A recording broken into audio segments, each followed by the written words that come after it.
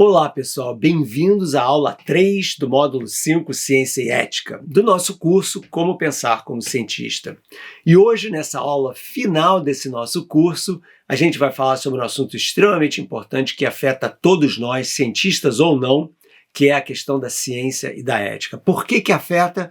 Porque a ciência, obviamente, está por todos os lados das nossas vidas, né? A gente fala de ciência o tempo todo, a gente depende de ciência dos computadores, dos aviões, dos carros, das aplicações tecnológicas, dos conceitos científicos, dos GPS, dos celulares. Imagina onde estaria a nossa vida sem nada disso, né? Seria uma vida completamente diferente. A gente vive na era da informação e essa informação é gerada a partir da aplicação da metodologia científica, dos instrumentos científicos em um monte de atividades diferentes, praticamente em tudo que a gente faz. Por exemplo, agora mesmo, eu aqui estou gravando essa aula, gerando informação que está sendo armazenada na memória da minha câmera, e isso daí vai ser transformado num curso que vocês vão poder assistir. Essa transformação, essa transição de informação de mim para vocês está acontecendo por causa da ciência, pelo que a ciência nos permite hoje, com a tecnologia moderna, fazer. Então é óbvio que a gente depende da ciência de praticamente todas as formas da nossa vida. Quando a gente toma um remédio, né? Quando a gente coloca um protetor solar, por que a gente faz isso? É porque o sol tem ultravioleta. Como que a gente sabe disso? Porque a ciência nos ensina isso. E a ciência nos dá o protetor solar. E a ciência nos dá os antibióticos. A ciência nos dá a vacina. Então a questão da ciência influenciar a nossa vida é óbvio, né? A questão é como que isso daí deve ser feito de uma forma ética. E existem várias conversas que a gente pode ter aqui. Obviamente, nesse curso, nessa aula número 3, não vai dar para cobrir todos os lados desse assunto extremamente complexo, mas a gente vai, pelo menos, ter alguma noção de quais são as questões importantes. A mais importante delas é a seguinte: quando um cientista desenvolve uma ideia nova, quem decide como ela vai ser usada, né? Então o cientista, por exemplo, desenvolve uma nova tecnologia que pode ser aplicada na genética, pode ser aplicada para transformar o genoma de algum animal ou o genoma humano para curar uma doença, mas também pode ser usada para modificar o genoma humano, para modificar, por exemplo, o código genético de um embrião. Tipo, eu quero ter um filho que tem olho azul, que tenha 1,85 m de altura, que seja jogador de voleibol, seja um grande atleta. Então, será que isso é possível geneticamente? Em princípio, sim. A questão é, será que isso é uma coisa eticamente justa? Será que isso deve ser feito? Então, nem tudo que a ciência faz pode ser feito de uma forma impune. Então, na verdade, muito pouco do que a ciência faz pode ser feito de uma forma impune, justamente porque, como a gente tinha falado antes, a ciência afeta diretamente as nossas vidas, né? Então, o que a ciência faz e as tecnologias que são geradas a partir desse conhecimento científico afetam as nossas vidas de várias formas diferentes e, portanto, deve haver uma preocupação ética com relação à prática da ciência e à aplicação da ciência, ok? Então é sobre isso que a gente vai falar hoje. Primeiro, quando se fala, os cientistas, eles que inventaram isso é um absurdo, eles não são morais, isso é uma imoralidade, a bomba atômica, ou as bombas, a guerra biológica, ou os gases venenosos na Primeira Guerra Mundial, que foram inventados pelos químicos na Alemanha e depois na Inglaterra e na França, esses caras, na verdade, são imorais, são assassinos. Quem que decide? Como que a gente sabe disso? Quem que é moral? A ciência ou as pessoas que aplicam a ciência, que usam o resultado das ciências? Essa que é a questão fundamental, né? E a questão fundamental, pessoal, por quê? Porque quem decide isso somos nós, são os homens, são os governos, são os políticos, os presidentes, os ditadores, a sociedade, através do processo democrático ou não. Então, a carga moral do uso da ciência, das aplicações tecnológicas que vêm da ciência, não é necessariamente dos cientistas que inventaram isso, mas de como essas invenções são usadas na sociedade. Então, isso é extremamente importante. E para isso eu vou falar de três assuntos diferentes. Primeiro eu vou usar um dos meus exemplos favoritos sobre a questão dos limites e dos abusos da ciência, que é a história do Frankenstein. E vocês vão ver por que essa história é tão importante como um exemplo, uma ilustração dos abusos da ciência. Depois eu quero falar sobre a questão da bomba atômica, das armas nucleares. E, finalmente, eu vou fechar falando um pouco sobre as regras éticas que os cientistas devem obedecer ou seguir absolutamente no trabalho deles e delas, mas nós também, mesmo fora da ciência, também deveríamos seguir como seres humanos numa sociedade funcional e não disfuncional. Ok? Então vamos começar falando um pouquinho sobre o Frankenstein. Como vocês sabem, né, o livro Frankenstein, ou o moderno Prometheus, foi escrito pela Mary Shelley no iniciozinho do século XIX, em torno de 1817. Eu acho que ele foi publicado em 1819, ok? E ela era uma jovenzinha ainda, né? O que é interessante dessa história? A gente, quando olha para a história do Frankenstein, né, a gente olha para aquele cara ali, né, que é o Boris Karloff, na versão cinematográfica de Hollywood de 1931. Né? Então a gente fala, o Frankenstein é aquele monstro assassino, destruidor. Mas se você lê o livro, e muito menos gente lê o livro do que assiste o filme, vocês vão ver que o livro, na verdade, é um conto gótico, obviamente, né, que fala sobre as aplicações da ciência, os limites morais da ciência e a ambição humana. Por quê? Porque a história fala do Dr. Victor Frankenstein, que era um gênio, era um cara genial, que queria usar a ciência de ponta da ética. Olha só isso, pessoal. O Victor Frankenstein queria usar a ciência de ponta da época para resolver um probleminha que todos nós temos, uma das poucas verdades absolutas que todos nós temos, que é o problema da morte. Né? O fato de que nós, seres humanos, e todas as outras formas de vida são mortais. Nós somos mortais e todas as formas de seres vivos são mortais também. Então ele queria usar a ciência da época, do início do século XIX, para tentar driblar a morte. Ok? Então repara só isso. A motivação dele era boa. Ele queria usar a ciência que ele achava que ele podia usar para aliviar o sofrimento humano, né? Porque a perda, a morte é uma coisa muito dura. Obviamente tem toda uma outra discussão, mas não morrer é muito pior, né? Tem uma discussão complicada e longa, que também não é parte desse nosso curso aqui com relação a isso, né? Mas ele dizia o seguinte, será que a ciência pode fazer isso? Por que no início do século XIX? Porque no início do século XIX, o Galvani e o Volta, na Itália, haviam mostrado de que os músculos nos animais, nos seres humanos ou nos sapos, eles eram contraídos por descargas elétricas, né? Que o nervo era uma espécie de fio condutor de eletricidade e que a contração muscular era causada por essa transmissão de eletricidade. Então eles pensaram o seguinte, poxa, se isso for verdade, então se você tem um sapo morto, que foi o caso do Galvani lá, se você tem um sapo morto e você passa a eletricidade, o sapo começa a se mexer, será que é possível que o segredo da morte seja a eletricidade?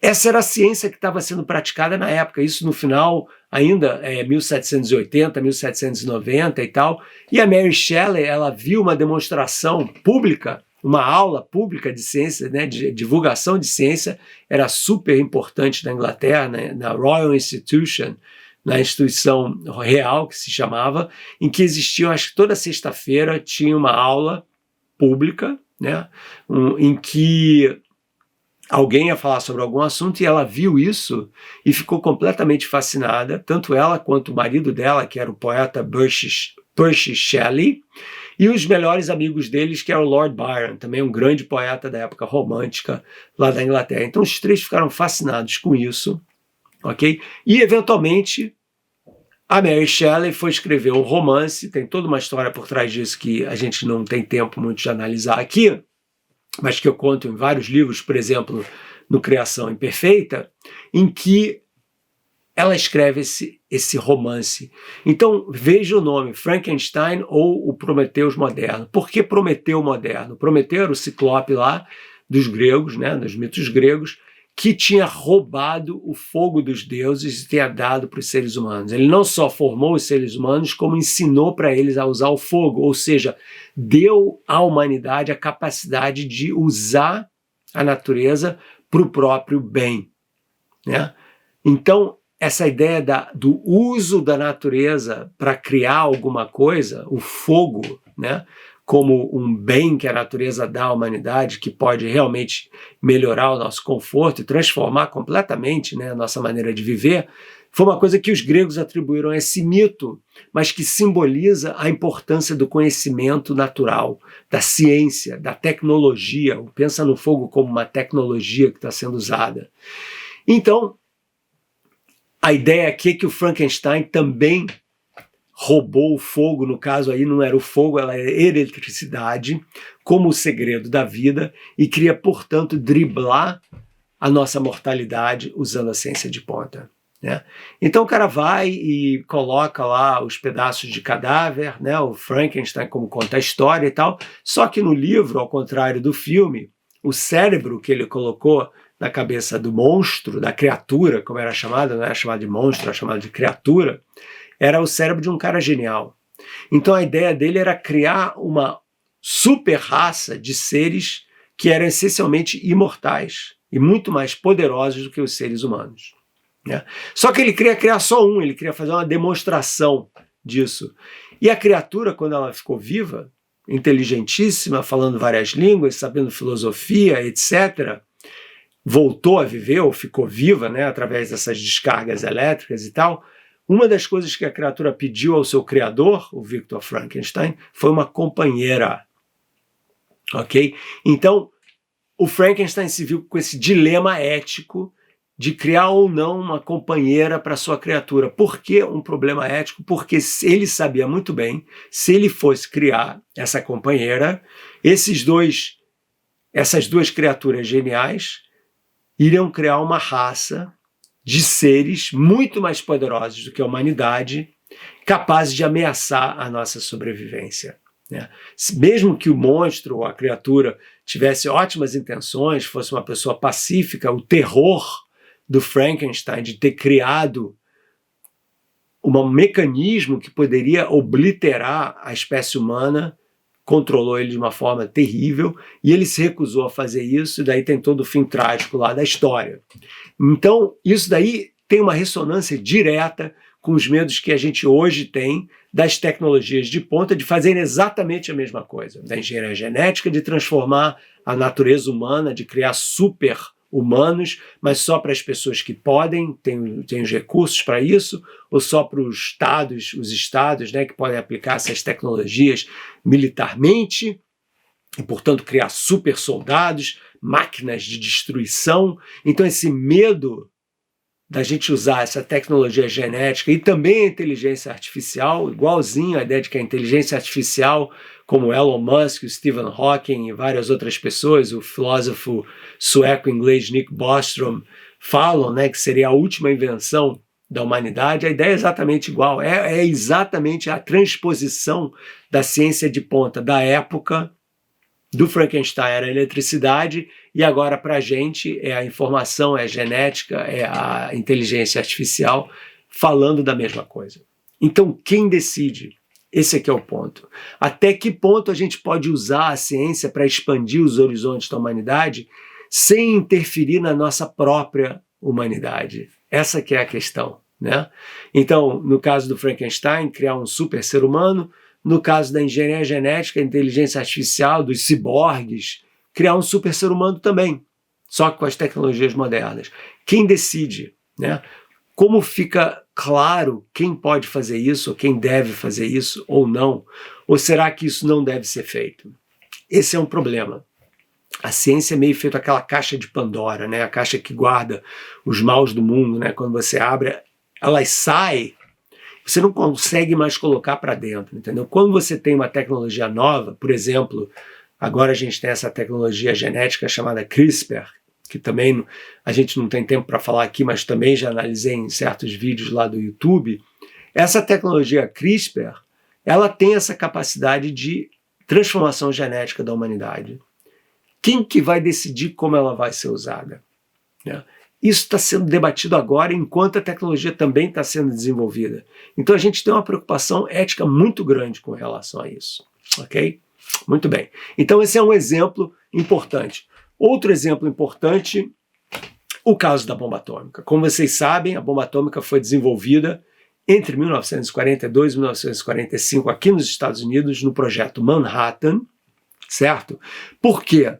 Porque os cientistas aqui nos Estados Unidos e vários europeus que tinham emigrado da Europa fugindo dos nazistas, né, tinham medo de que os nazistas fossem desenvolver a bomba atômica também, e eles sabiam do poder destruidor enorme dessa bomba, né? Então, o que motivou a maioria dos cientistas que estavam aqui nos Estados Unidos no projeto Manhattan era o medo de que os nazistas poderiam desenvolver essa bomba.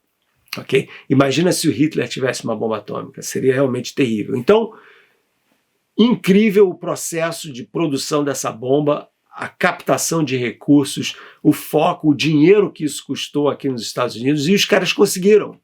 Em 1945, em julho, foi testada a primeira bomba atômica no deserto de Álamo Gordo, lá no estado do Novo México, nos Estados Unidos, com sucesso total. Está aí uma imagem dessa primeira detonação da bomba atômica, né? E aí os cientistas acabaram o trabalho, de uma certa forma. Falaram, cara, a gente fez a bomba atômica, missão cumprida, né? E agora?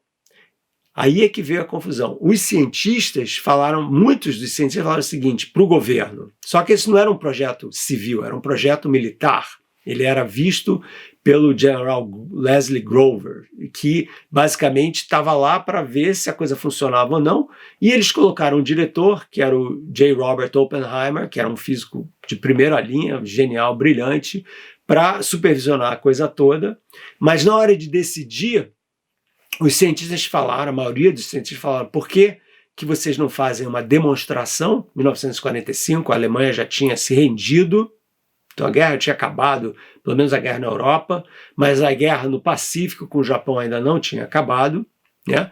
Então os cientistas falaram, por que vocês não fazem uma demonstração com a presença do imperador do Japão, dos generais, almirantes, etc., mostrando o poder dessa bomba, forçando então que eles se rendessem, né? Porque eles não estavam se rendendo. Mas sabe o que aconteceu? O governo americano decidiu não, isso não vai ocorrer. Então, quem decidiu não foram os cientistas que criaram a tecnologia, que criaram a bomba, mas foi o governo.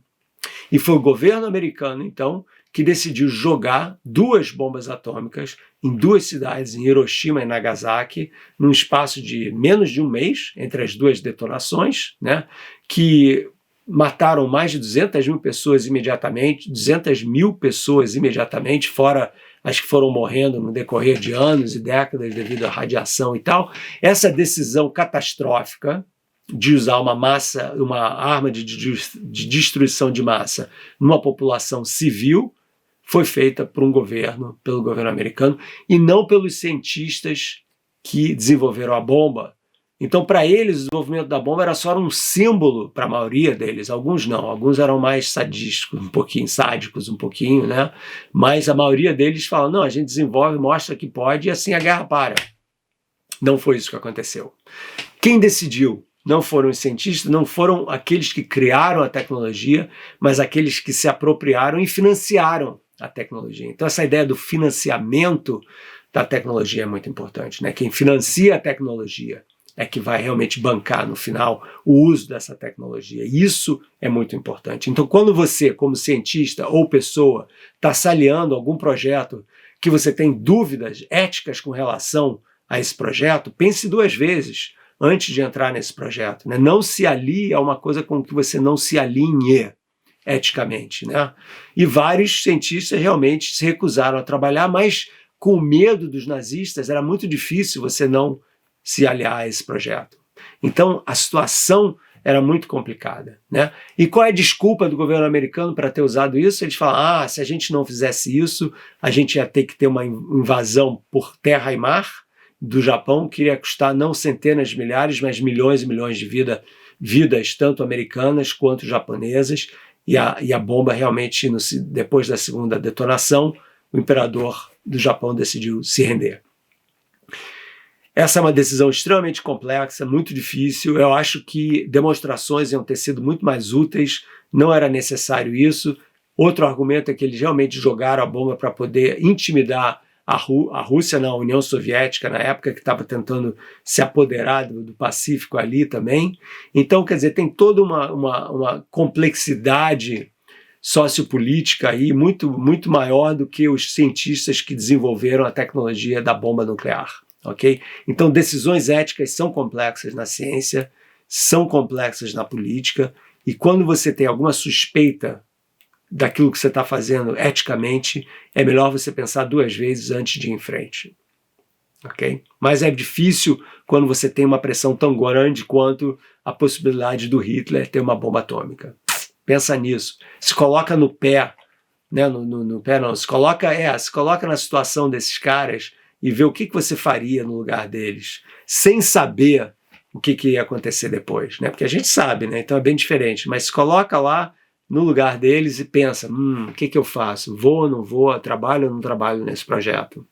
Decisões éticas não são simples, mas os princípios éticos são simples. Então eu queria terminar, né, encerrar aqui, falando um pouquinho sobre as regras éticas do cientista e também regras que podem ser aplicadas por todos nós na nossa vida. Ok? Então, primeiro, como cientista, né, você está fazendo experimentos, tem aí uma imagem bonitinha ali, né, de 2 cientistas trabalhando no laboratório e tal, você nunca deve manipular os dados, né? O que você mediu está medido. Você deve repetir as suas medidas para confirmar se elas estão certas ou não. Muitas vezes a gente erra, você pode melhorar a precisão, né? Existe todo um processo de você melhorar a qualidade dos seus resultados usando várias medidas, né? E isso daí tem todo um trabalho probabilístico com relação a isso que não vem ao caso aqui.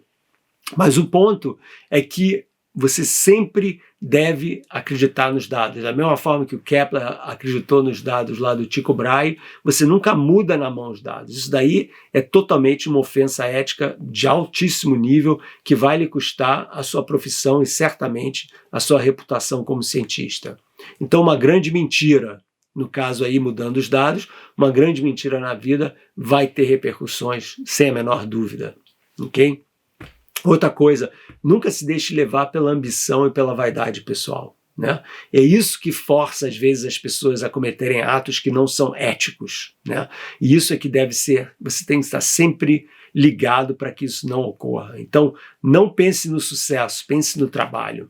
Pense no benefício desse trabalho para você e para as pessoas que estão à sua volta e que eventualmente podem colher os frutos desse trabalho também. E não, eu vou fazer isso porque eu vou virar famoso. Isso é um grande erro. Se essa é a sua motivação, você precisa pensar 2 vezes, né? E no final, é a natureza que decide, né? Como eu mencionei várias vezes ao longo do curso, né? Quem decide no final é a natureza, são os dados das medidas do laboratório que realmente proclamam se isso daí está certo, se isso aqui está errado, se essa hipótese está validada, se essa hipótese está falseada e se a gente tem que então mudar essa hipótese, né? Então sempre a última palavra da natureza, não leve os seus preconceitos para o laboratório. Você pode ter ideias, você pode ter fé nas suas ideias, mas não deixar que essa fé segue você a ponto de não ver o que está na sua frente. Okay? Isso é muito importante, principalmente numa época em que a gente fala de criacionismo, de terraplanismo e coisas mais ridículas desse jeito, em que as pessoas levam a fé das pessoas numa ideia ou numa pessoa que propaga essa ideia é tão grande que leva a uma cegueira racional. E isso é uma forma de obscurantismo, é uma forma de fraqueza intelectual que precisa ser combatida de todos os modos que a gente tem, e esse curso é um esforço para que a gente possa espalhar esse tipo de atitude com relação à vida, que vai muito além do laboratório, ok? Importante ouvir opiniões discordantes, né? Nem todo mundo precisa falar igual a você, nem todo mundo tem que ter a mesma opinião que você. Isso significa, se uma pessoa tem uma opinião diferente, não significa que essa pessoa seja inferior a você ou precise ser igual a você ou modificada. A gente tem que entender de onde que essas pessoas estão vindo, por que elas estão pensando dessa forma, antes de julgar essa pessoa. Ah, tá errada, é burra, é ridícula, é pró-Bolsonaro, é contra o Bolsonaro. Não é nada disso, pessoal. A gente tem que saber ouvir as pessoas, a gente tem que saber entender por que elas são levadas a essa atitude. E daí tentar conversar com essas pessoas, entender, ter a humildade de aprender com elas e de trocar informação e também de ensinar, de passar os ensinamentos para ela, né? Então a ideia de você ser arrogante, você falar para as pessoas de cima para baixo, não, porque eu sei, eu estou certo, eu é que sou o rei da bola, entendeu? Se você não me escuta, você é uma pessoa idiota ou inferior a mim. Isso daí, pessoal, tem que acabar, e a ciência ajuda essa metodologia da ciência, essa abertura, essa ideia de você sempre duvidar, de aceitar o fracasso, de você ser humilde com relação à opinião alheia, né? Aprender a aceitar o erro. O Einstein aceitou que estava errado, você também pode aceitar que está errado. Eu também posso aceitar que estou errado, né? Essa que é a ideia. E nunca se esquecer da motivação principal da ciência, né? Que é essencialmente celebrar e ampliar o conhecimento e aliviar o sofrimento humano. Isso é muito importante, é para isso que a gente está aqui, né? A gente está aqui para fazer o mundo melhor, para poder acordar no dia seguinte cheio de vontade de entender que o que a gente faz na nossa vida tem um impacto que vai muito além de mim, é um impacto que vai para muitas pessoas, algumas vezes para o mundo inteiro, e que, portanto, a gente tem uma missão muito grande a cumprir, que é ser humanos de uma forma mais corajosa, de uma forma mais humilde, de uma forma coletiva, que respeite as opiniões dos outros, para que a gente possa ter um futuro coletivo menor. Todo mundo depende de todo mundo, pessoal. Não existe o eu sozinho. A gente vive num mundo em que nós somos uma vila global. A tribo aqui não é a tribo A contra a tribo B, nós somos a tribo dos seres humanos e a gente precisa trabalhar juntos para criar um mundo melhor, né? E eu espero que nesse curso eu tenha dado apenas alguns elementos, algumas ideias de como vocês possam usar a metodologia da ciência, os conceitos da ciência, muito além da prática da ciência, dentro da vida de cada um de nós, ok? Então foi um grande prazer, espero que vocês tenham gostado, e a gente certamente vai continuar criando mais conteúdos dessa forma, dependendo de como esse curso for, né? Vamos em frente, eu estou aqui para isso, e eu espero que vocês gostem e que a gente continue trabalhando juntos para construir um Brasil melhor e um futuro melhor para a humanidade inteira. Até daqui a pouco.